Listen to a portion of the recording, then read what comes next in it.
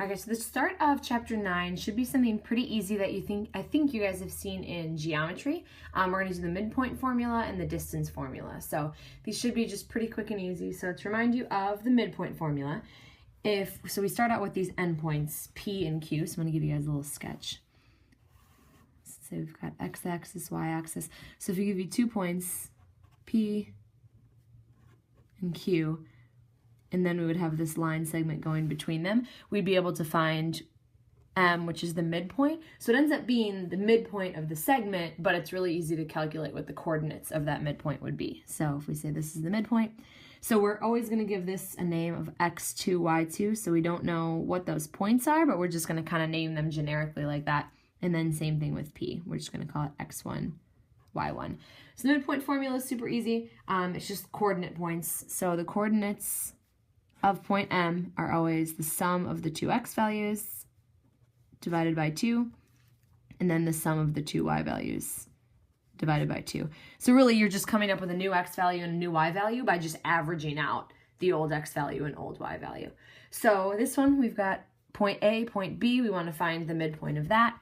So the midpoint, we just average them out. So take 5, which is the first x value, and add it to -4, which is the second x value, and then average them out, which means dividing by 2, and then same thing with the y values. 12 is the first y value, and then 8 is the second y value.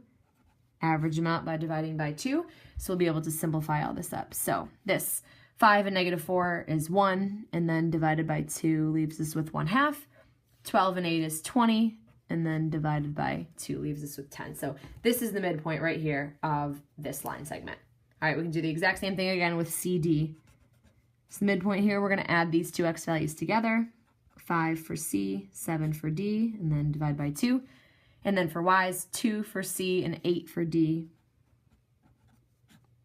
and then divide by 2. So our midpoint between C and D, 5 plus 7 is 12, divided by 2 is 6. 2 plus 8 is 10, divided by 2 is 5. So 6, 5 would be the midpoint for these. So that should be super, super quick and easy. You don't even really have to think about memorizing a formula. Just think about the fact that you're averaging out the 2 x values and averaging out the 2 y values. All right, so let's look at distance formula. Distance formula, I'm pretty sure you probably had to have memorized in geometry, but I don't know if anyone has ever really explained to you guys where the formula came from. So I want to set that up. So we did midpoint between 2 points. This is going to be the distance, so you can basically calculate how long the line segment is between these 2 points. So I'm going to set you up with a picture again. So xy coordinate. So let's say we've got, again, a point here, and we'll call it x1, y1. And then another point here, q, x2, y2. Okay, so we are looking to calculate the length of this line segment right here. So the way that we do this is we can't, just calculate a diagonal like this if we don't know, the linear pieces that come with it. So what we do is we turn this into a triangle. So we drop down a vertical segment right here, draw a horizontal segment right here. So we're going to turn this into a right triangle like this. And the way that we're going to come up with this is by making this into the hypotenuse of a right triangle. And if we want the hypotenuse of a right triangle, we're going to use something called Pythagorean Theorem, which I'm sure you guys remember. So we are going to use Pythagorean Theorem. So we start with c squared equals a squared plus b squared. And I know you're used to seeing this first, then this, but this is what we're trying to solve for. So I'm going to put that on the left-hand side. All right, so let's sub in some different values here. So here's what we're looking at. I want to start by giving a name to this coordinate point right here, because that's actually going to be really important. So this coordinate point right here, its x value is the same as this x value, because notice they're at the same x coordinate right here. So if this is x1, then that means this is x1. And then this point has the same y coordinate as this point right here. All right, so this point would be x1 and then y2. So we're going to label all of the pieces that we've got up there so far. All right, so this right here is the distance between the 2 x values. The y values aren't changing. So the way you would figure out how long this line is by taking this x value and subtracting this x value. So I'm going to write that on there. So this line, oh, that does not work. This line right here is x2 minus x1. All right, so it's just whatever this x value is minus whatever this x value is, that gives you this distance right here.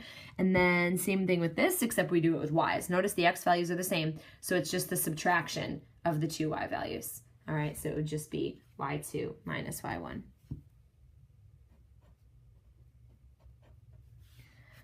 So just the difference between those two values, and that'll tell us how long this line is. And technically, we would put them within absolute values. That way, it doesn't matter if you subtract the larger one from the smaller one or vice versa. You'll get the same answer either way. All right, so we got those distances. Now this, we're just going to label D. We're going to call that D for distance, and that's what we're trying to solve for. All right, so let's fill in the blanks here. So c squared, we're going to write that as d squared because that's our hypothesis. And then a is going to be this leg right here. So we're going to take that and square it. So if I take x2 minus x1 and then square it, plus b squared. So now this side is going to represent b. So I'm going to take y2 minus y1 squared. Now notice I don't have the absolute values because I'm squaring it, so it doesn't really matter. It'll come out positive either way. And then to solve for d, if we want to get that letter d by itself, what we're going to do is square root both sides of the equation. So d would equal big, huge square root of all of this stuff that we had on the other side of the equation. All right, so this right here is your distance formula. I'm hoping that looks familiar from geometry. This is where it came from. So let's look at two quick examples of this. So this example is dealing with disc golf. So it says the disc is 3 feet short and 2 feet to the right of the basket. So let's set up kind of a little coordinate system here. So 3 feet short, so it'd be down here, and then 2 feet to the right of the basket. So that is our first coordinate point right here. And we're going to call that 2 and -3. And then on its first putt, the disc lands 4 feet beyond the basket and 1 foot to the left. All right, so we've got that coordinate point, and we would call that -1, +4. So if this went straight in a straight line, so from here to here, how far did it go? So basically, what we're looking for is the distance between these 2 points. Okay, so let's calculate that out. D equals, so big square root, we subtract the two x values, so 2 minus -1, and then squared. Doesn't matter which order you go in because you're squaring, so it's going to come out positive either way. And then plus, in parentheses, -3 minus 4, and then squared. All right, so we're just going to simplify this up as much as we possibly can. So still under the square root, we've got 2. This turns into +1, which is 3, and then we square it, so we get 9. Plus -3 minus 4, that's -7. And then when I square it, I get 49. Okay, so this ends up being the square root of 58 when you add that together. So square root of 58 isn't really a number that means anything to us. So what you want to make sure you're doing is actually getting, a numerical value for that, which would be a decimal. So we could plug this into our calculator, square root of 58, and get a decimal, so about 7.62.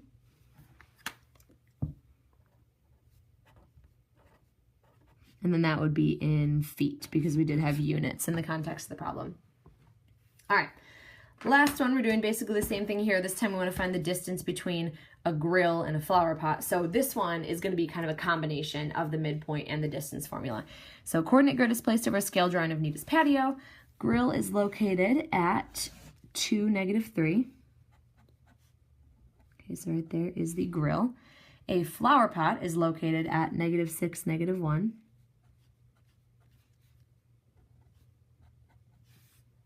A picnic table is halfway between the grill and the flower pot. In coordinate units, how far is it from the grill to the picnic table? All right, so we got this right here, this distance.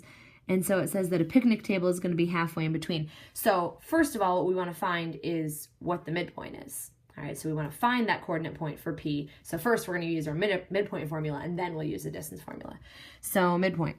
So for P, remember we do the midpoint formula between F and G. So we add the two x values together, 2 plus -6, and then divide by 2. And then we add the two y values together, -3 plus -1, and then divided by 2. All right, so this turns out to be 2 and -6 is -4, divided by 2. This is also -4, and then divided by 2. So -2, so we actually plotted that just about perfectly there, -2, -2. So what we want to do now is find the distance between the grill and the picnic table. So the distance from this point right here to this point right here. So now distance equals square root of, so we're going to go 2 minus -2 squared, and then plus, now the difference between the y values, -3 minus -2, and then squared. Okay, so this ends up being 4, and then we square it and we get 16, plus this ends up being -1, and then we square it and we get 1. So this is the square root of 17. So without even plugging it in, let's look at our options here. 17 is just a little bit bigger than 16. So our answer is going to be just a little bit bigger than 4. So that would be C. All right, so that's it for 9-1.